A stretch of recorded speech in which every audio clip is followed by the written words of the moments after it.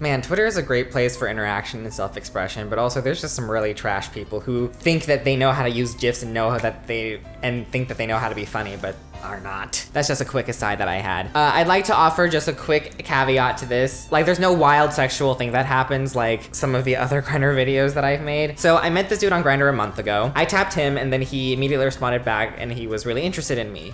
He said that I was really cute. This was when I was visiting Irvine, and it happens that he was visiting Irvine because he was visiting for Stanford right before he was graduating, because this is apparently gonna be his last year. You know, we get to talking the usual shit. We ask for each other's names. I ask him where he went to school. He went to Stanford. He asked me, and I told him I went to UC Berkeley. And then that was when I realized that we couldn't talk to each other anymore. I'm actually totally kidding, because like, I honestly think that rivalry between two schools just because they're close to each other is kind of stupid to me. Like, it's just giving you somebody to hate, which I think is really stupid. When you think about it, it's really scary the way that schools like burn effigies of other schools because they hate them so much. I remember I was walking through campus and someone was like, oh, you're wearing like a little bit of red on your shirt. You need to take off your shirt. And I was like, bitch, no, I'm not like...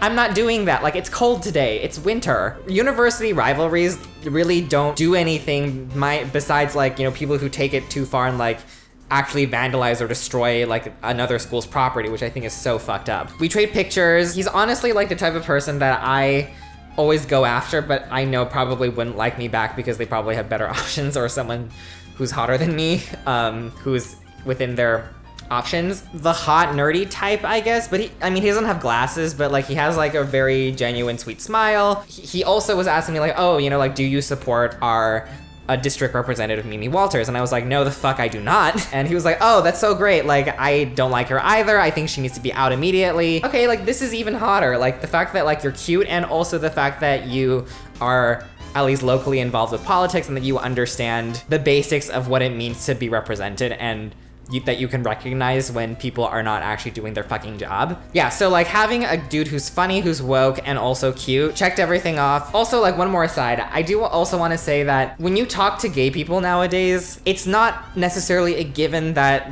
they're in support of the resistance. I don't know if any of you have talked to people like this before, you know, say stuff like, oh, I don't really understand like what this whole PC thing is. I don't really understand like what's the big deal with Trump. There was actually a dude that I talked to before who I think still lives in Irvine who was like, I'm really glad that you're not unmatching me just because we disagree with each other. And I'm like, oh, trust me, I want to unmatch you. I just don't want to give you the satisfaction that you think that just because we have different opinions, that means that I feel like I need to take the effort to unmatch you. We just don't have to talk to each other. In your lifetime, especially since Trump is president, I'm decently sure that you might run into, you know, some white queer person who thinks that they know what they're talking about, but also this person probably doesn't know who Marsha P. Johnson is and probably doesn't know that trans people of color have marched for their rights. I apologize for all of the asides. I will continue. So we seem super into each other, and it's usually for people like him who I'm actually willing to take provocative pictures for, because usually with people who like just ask it from the get-go, I'm like, no, like, I'm sorry, like I don't really do that. I'm not really comfortable with doing that. And then they just, you know, block me. Because apparently, even though I sent them a picture of me with no shirt on, it's just unacceptable, and they need to know exactly what my ass and my penis looks like in order for them to meet me. And, you know, so like we're talking for a little bit. We can't really meet up with each other because he actually went back to Stanford to take his finals. But we did still talk to each other while he was like, you know, doing Stanford stuff. There was a point where I think he deleted his profile, because I think that's what it means when it says offline. It means that your app just isn't on your phone anymore. But like this actually only happened for like 2 days. I was a little bit worried, but I was like, no, I think he'll come back on. I have faith in him. And he did. And I also talked to him about that. He was like, oh yeah, you know, like I'm really sorry about that. Like I just got a little bit tired of Grindr, like, but I do still really want to meet up. And I was like, okay, cool, awesome. Like never doubted you for a second. Meanwhile, I'm dying inside and hoping that he doesn't do it again. And then I was asking him, okay, so did you do your finals yet? And he was like, oh no, like I'm actually about to. And I was like, okay, cool, good luck. I won't bother you. You know, you're almost there. Great job. I'm your slutty cheerleader or whatever. It's been, I think, 2-ish weeks, I think, and since then he's deleted his Grindr, I guess, and he hasn't put it back on, which is honestly like scaring me, and like again like raising up a lot of my social anxieties, like a lot of these feelings of being undesirable. It's not taking up a huge chunk of my energy, This isn't like the biggest problem that I've ever faced in the world. The experience of a man being interested in you, at least seemingly interested in you, but then like them just deleting their app and not bothering to talk to you anymore is not uncommon. That's happened to me quite a few times within this year. There have literally been people who said hi to me, I reply to them, and then the next day I see them just completely offline. I can understand it just because I do know that Grindr is an extremely difficult place to exist in.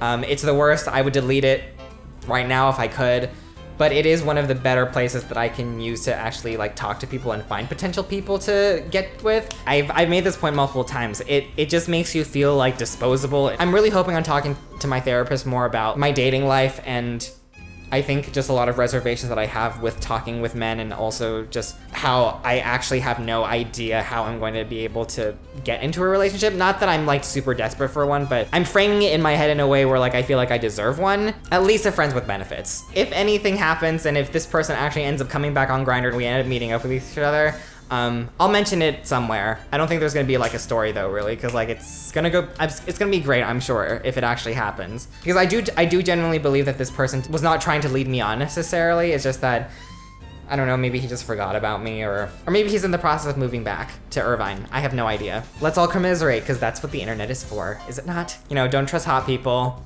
Men are trash, me included. And please pray for me. And I will see you next time, okay? Bye!